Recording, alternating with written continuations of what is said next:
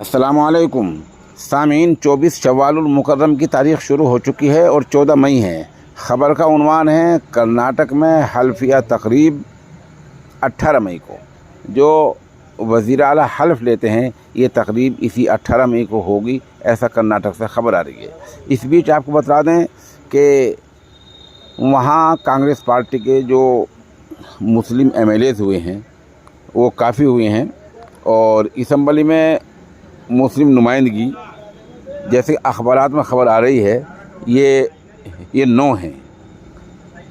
एक तस्वीर हम दे रहे हैं, इसमें नाम भी लिखे हैं और ये मुस्लिम नुमाइंदगी होगी। अब देखना ये है कि जो हल्फिया तकरीब होगी और जो या उसके बाद कोई वक्त होगा कि बहैसियत वज़ीर के किस मुस्लिम को क्या नुमाइंदगी मिलती है।